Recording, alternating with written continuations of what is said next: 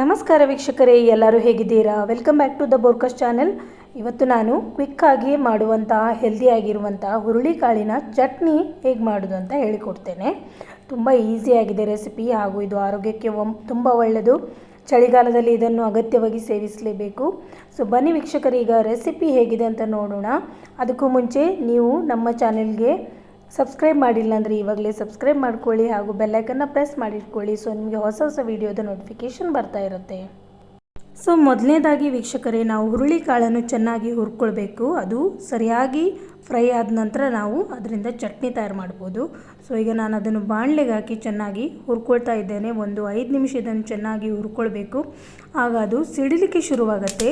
ಆವಾಗ ಹುರುಳಿಕಾಳು ಚೆನ್ನಾಗಿ ಫ್ರೈ ಆಗಿದೆ ಅಂತ ಅರ್ಥ. ಈಗ ಗ್ಯಾಸನ್ನು ಆಫ್ ಮಾಡಿ ಈ ಫ್ರೈ ಆಗಿರುವಂಥ ಹುರುಳಿಕಾಳನ್ನು ನಾನು ಮಿಕ್ಸಿ ಜಾರಲ್ಲಿ ಸೇರಿಸ್ಕೊಳ್ತಾ ಇದ್ದೇನೆ.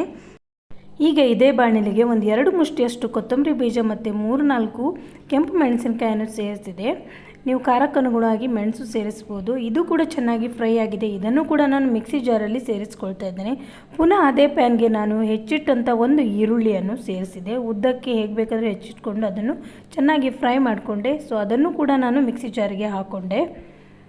ಈಗ ಇದೇ ಪ್ಯಾನಲ್ಲಿ ಒಂದು 3-4 ಬೆಳ್ಳುಳ್ಳಿ ಖಾರಕ್ಕನುಗುಣವಾಗಿ ಇದನ್ನು ಸಹ ಚೆನ್ನಾಗಿ ಡ್ರೈ ರೋಸ್ಟ್ ಮಾಡಿ ಇದನ್ನು ಕೂಡ ನಾನು ಮಿಕ್ಸಿಗೆ ಸೇರಿಸಿದೆ. ಕೊನೆಯಲ್ಲಿ ಸ್ವಲ್ಪ ನೋಡಿ ಕೊಬ್ಬರಿ ತುರಿನೂ ಕೂಡ ಇದೇ ರೀತಿ ಫ್ರೈ ಮಾಡಿಕೊಂಡು ಇದನ್ನು ಸಹ ಮಿಕ್ಸಿ ಜಾರಲ್ಲಿ ಸೇರಿಸ್ಕೊಳ್ತಾ ಇದ್ದೇನೆ. ಈಗ ಕಡೆಯದಾಗಿ ಸ್ವಲ್ಪ ಹುಳಿಗೆ ನಾನು ಹುಣಸೆ ಹುಳಿಯನ್ನು ಸೇರಿಸ್ತಾ ಇದ್ದೇನೆ. ಆಮೇಲೆ 1 ಲೋಟದಷ್ಟು ನೀರು ಆ್ಯಡ್ ಮಾಡಿದೆ. ಜೊತೆಯಲ್ಲಿ ರುಚಿಗೆ ಬೇಕಾಗುವಷ್ಟು ಉಪ್ಪು ಕೂಡ ಸೇರಿಸಿದೆ. ಈಗ ಚೆನ್ನಾಗಿ ಮಿಕ್ಸಿಯಲ್ಲಿ ಗ್ರೈಂಡ್ ಮಾಡಿದಾಗ ನೋಡಿ, ನಮ್ಮ ಹುರುಳಿಕಾಳಿನ ಚಟ್ನಿ ಕ್ವಿಕ್ಕಾಗಿ ರೆಡಿಯಾಯಿತು. ಇದು ಅನ್ನ ಸಾರಿದ್ರೆ ಸೈಡ್ ಡಿಶ್ ಆಗಿ ತುಂಬ ಚೆನ್ನಾಗಿ ರುಚಿಕರವಾಗಿರುತ್ತೆ. ಇದಕ್ಕೊಂದು ಸಿಂಪಲ್ ಆಗಿರುವಂಥ ಒಗ್ಗರಣೆನ ಹಾಕ್ತಾ ಇದ್ದೇನೆ. ಆ್ಯಸ್ ಯೂಶ್ವಲ್ ನಾವು ಹಾಕುವಂಥ ಒಗ್ಗರಣೆನೇ ಆ್ಯಡ್ ಮಾಡಿದೆ. ಸ್ವಲ್ಪ ಹಿಂಗು ಕೂಡ ಆ್ಯಡ್ ಮಾಡಿದೆ. ಇದನ್ನು ಈ ಚಟ್ನಿ ಮೇಲ್ಗಡೆ ಹಾಕಿ ತಿಂತಾ ಇದ್ದರೆ ತುಂಬ ಮಜವಾಗಿರುತ್ತೆ.